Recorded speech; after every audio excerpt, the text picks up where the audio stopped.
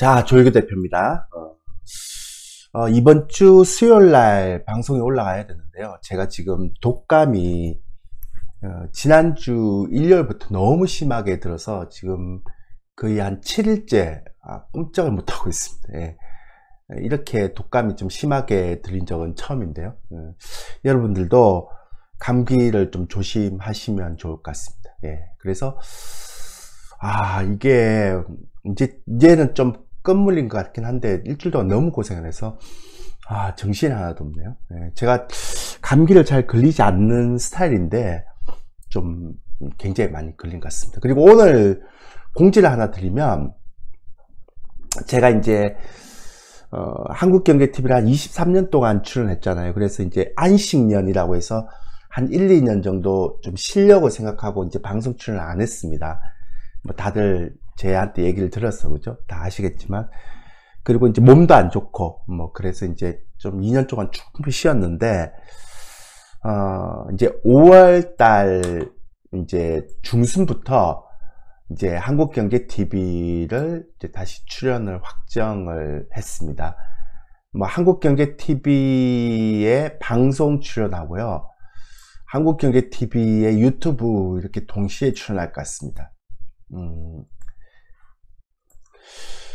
그 방송국 쪽에서는 오랜만에 출연을 하다 보니까요, 그 한국경제TV 유튜브나 방송도 제가 원하는 시간대 어떤 거든 이제 가능하다라고 얘기를 해주셨는데, 감사하게도요.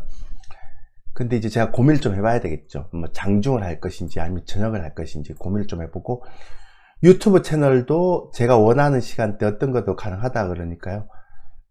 저는 이제 좀 고민을 좀 해보도록 하겠습니다. 그래서 어쨌든 5월 중순에 출연 확정이 이제 됐는데요. 향후에 자세한 출연 시간은 제가 공지를 해드릴 예정입니다. 자, 오늘 제가 여러분들한테 강의할 거는, 지금 독감이 너무 심해서 수급이 어차피 이런 거 필요 없잖아요, 그죠? 그래서 좀 간단하게만 제가 설명을 드릴게요. 시청자들이 가장 궁금해하는 질문 7가지라고 이렇게 제가 생각하는 것들을 작성해서 얘기하는데, 이제 관세 이슈는 이제는 정시에 미친 영향력이 미약한가? 예.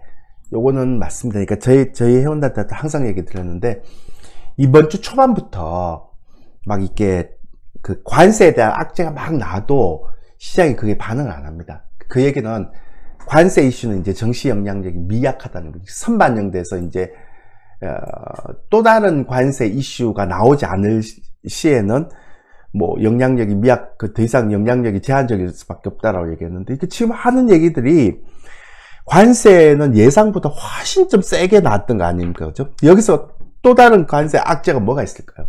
저는 없다고 보거든요. 그러니까 제가 볼 때 관세 이슈는 정시에 미친 영향력은 이제는 좀 제한적이다, 그렇게 보시면 되고요. 그럼 다음에 봐야 될 중요한 이슈는 무엇이냐? 이제 이렇게 관세를 밀고 가잖아요. 그렇게 되면 전체적으로 이제 경기에 대한 침체 얘기가 있잖아요. 그러면 시장은 당연히 이제 관세 어떤 이슈보다는 경기 지표에 굉장히 영향을 많이 가지겠죠. 특히 이제 고용 지표 같은 이런 것들은 굉장히 영향을 많이 가질 겁니다. 그리고 인플레이션 지표, 물가 지표 이런 것들. 그래서 아마 이제는 트럼프 관세 정책이 막 나올 때 그게 굉장히 안 좋은 관세 그 뉴스가 나오잖아요. 그래도 시장은 별로 크게 영향을 안 받을 것 같은데, 중국하고 이 관세가 좀 해결 국면에 들어간다, 해결됐다, 이런 얘기가 나오든지, 하여튼 그렇게 되면 전체적으로 보면 굉장히 좀 시장이 위로 반응을 좀 할 것 같고요. 근데 이제 그거보다는 더 중요한 건, 제가 매번 얘기하지만 이제부터는 물가 지표하고 경기 지표를 잘 봐야 합니다. 그러니까 특히 고용 지표나 아니면 물가 지표 이런 걸 잘 봐야 되죠. 왜냐면 여기에 굉장히 이제 많이 시장이 주목을 할 거기 때문에 그렇게 생각하시면 되죠. 그래서 관세 뉴스보다는 물가 뉴스나 경기 지표 뉴스에 더 신경을 많이 써야 된다라고 얘기하고요. 한국 증시와 미국 증시 차별화 장세는 가능한가? 이렇게 얘기했죠. 제가 이거는 3월 말부터 계속 얘기했죠. 아마 올해는 한국 증시를 하는 게 나을 것이다. 미국 증시 안 좋을 것이다 이런 얘기를 했고요. 지나간 제 영상을 보면 그 이유를 자세하게 제가 적어놨습니다. 그러니까 이것도 계속 올해 연말까지 계속 진행될 것 같지 않으세요? 예. 그러니까 이런 거는 의심의 여지 없이 봐야죠. 그러니까 큰 시장의 이슈를 잡고 이제 디테일한 걸 잡잖아요. 그러니까 제가 여러분한테 항상 제 채널에서 큰 이슈를 잡는 거, 그거를 먼저 여러분한테 얘기를 해줘야 되겠죠. 지금도 보세요. 목 상태가 별로 안 좋잖아요. 그죠? 예. 그래서 큰 이슈는 뭐냐 하면 한국 증시하고 미국 증시의 차별화 장세. 이건 이제 큰 이슈죠. 올해 내내 지속되는 거죠.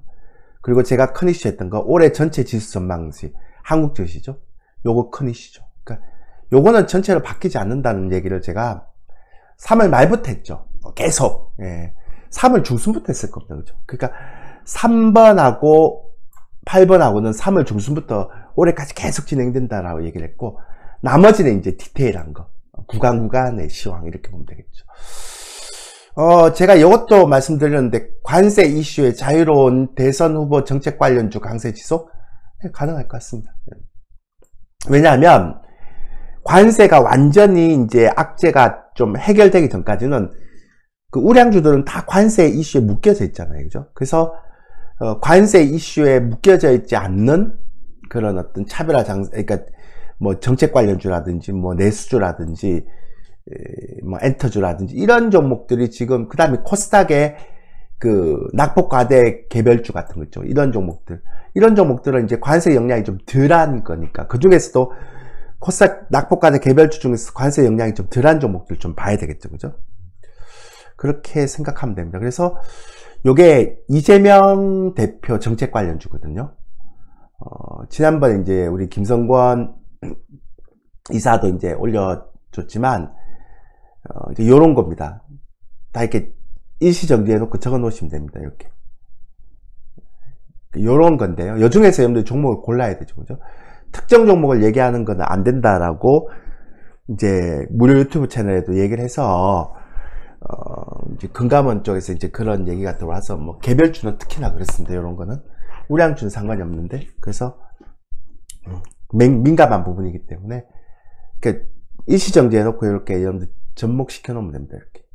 그러면 어떤 분이 그러죠. 왜 이재명 그 테마주만 적어놨냐? 뭐 정치적으로 너무 편중된 거 아니냐? 이렇게 얘기하는데, 지금 시장에서 보면 국민의힘 후보들이 최종적으로 결정이 안 돼서 그 국민의힘 대표, 그러니까 대선 주자의 그 정책 테마주는 안 움직입니다. 시장에서 나오질 않습니다. 그러니까 지금은 이재명 대표 정책 관련주만 이렇게 올라오기 때문에 그걸 얘기 드린 거고요. 나중에 또 국민의힘 대선 후보가 최종적으로 있고 확정이 되면, 그때 또 국민의힘 대선 후보의 정책도 제가 또 얘기 드리고 그럴게요. 예, 그러면 될 거 아니겠습니까? 그죠? 됐죠? 제가 해외 정시에서 딴 거는 별로 보는 게 없는데, 요거를 제가 좀 보고 있거든요. 그러니까 뭐 여러 유튜브를 통해서 다 들어봤겠죠. 보시면 아시겠지만, 이번에 트럼프 대통령이 관세를 했던 이유 중에 가장 하나는 그 미국 국채에 대한 선호를 좀 강화시키기 위해서 위기를 좀 부각시킨다, 이런 측면에서 이렇게 그런 부분도 있잖아요. 근데 이게 트럼프 대통령의 생각과 반대로 관세 이슈가 부각되면서 3%대 있던 미국의 10년 국채금리가 4.5까지 올라갔잖아요. 그러니까 트럼프 대통령은 굉장히 부담스럽죠. 왜냐하면 이렇게 되면 국채 가격은 떨어지고 국채금리는 올라간다는 얘기는 무슨 얘기인가? 미국이 국채에 대한 이자 비용이 너무 많이 올라가니까요. 그게 대한 부담이 너무 커지는 거죠. 그러니까 관세도 관세지만 미국의 그 부채를 탕감하려고 이렇게 했었던 관세 정책이 오히려 이자 부담을 더 늘리는 그런 계기가 돼버렸지 않습니까? 그러니까 이게 향후 시장의 큰 맥을 바꿔버린 거죠. 그래서 저는 개인적으로, 그러니까 다른 분들은 그런 얘기도 있어요. 뭐 5까지 찍고 다시 내려온다. 왜 5냐 하면 이걸 좀 길게 보면 이게 한 5선이 계속 이렇게 저항대를 막히거든요. 그래서 국채금리가 5까지 이렇게 올라왔다가 여길 찍고 다시 한번 내려올 것이다. 그래서 이 과정에서 미국 증시 한 번 더 출렁거릴 것이다. 그러니까 국채금리가 5까지 찍고 나서 찍을 때 이때 미국 증시 한 번 출렁거릴 것이다. 그렇게 보시는 분들이 좀 많죠. 월스트리트에 있는 뭐 여러분들도 마찬가지고. 그래서 이 제이미 다이먼 회장도 막 이렇게 그 트럼프한테 긴급하게 전화해갖고 이러면 안 된다. 진짜 이러면 은행도 망한다. 그러니까 예전에 있었던 지방은행 정도의 수준이 아니다. 막 그런 얘기를 하고 있죠. 그래서 저는 이제 미국 증시가 또 한 번 출렁거릴 수 있는 그 계기가 있다면, 아까는 경기 지표라고 얘기했는데 사실 경기 지표나 고용 지표도 중요하죠. 물가 지표도. 근데 저는 10년물 국채 금리가 5에 근접하는 그런 단계가 되면 미국 증시가 다시 한번 출렁거리고요. 그거 아니면 경기 지표나 고용 지표가 정말 쇼크 수준이 나오지 않은 한 뭐 이제 미국의 이제 주식시장은 좀 변동성만 있는 그런 장세로 갈 거라고 생각합니다. 그래서 저는 5는 모르겠어요. 갈 수도 있고 안 갈 수도 있어요. 근데 한 번 이렇게 가면 미국 증시는 또 한 번 크게 출렁거릴 겁니다. 그것만 여러분들 체크하시면 되고요. 저는 이거보다는 사실 엔화 강세가 더 문제라고 생각하거든요. 저는 엔화 강세 이게 더 문제라고 생각하기 때문에, 엔화 강세는 결국 엔캐리 트레이드 자금과 연관되어 있기 때문에 미국의 빅테크 기업들이 절대 자유로울 수 없죠. 그죠? 네, 그런 것들을 말씀드리겠습니다. 그 다음에 그 다음 많이 나오는 지표는 4월 6월 2분기 한국 증시 지수만 어떻게 되나. 제가 볼 때는 대선이 6월 3일 날 끝나잖아요. 그죠? 그때까지는 아마 2300선에서 2분기 대선 끝날 때까지는 2300에서 2600선까지 막히지 않을까 싶어요. 작은, 그러니까 2900선까지 가는 거는 3분기, 4분기 정도가 될 것 같고, 2분기는 좀 박스까지 갇히는 장사가 될 것 같다.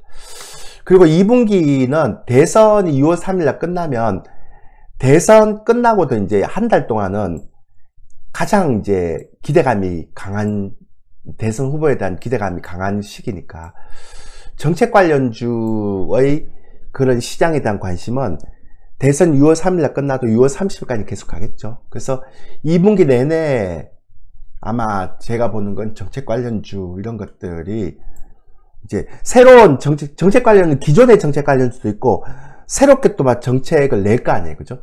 그러니까 6월 3일까지 특히나 이제 대선 후보 토론회에서 또 새로운 그 정책이 막 나오잖아요. 그러면 이 중에서도 그 어떤 쪽이 더 이제 대선 후보 토론에서 더 강조하느냐, 그런 것에 따라서 이제 이런 종목들 중에서 기존에 이제 이런 종목들 중에서 일등주 확 칠 수도 있고요.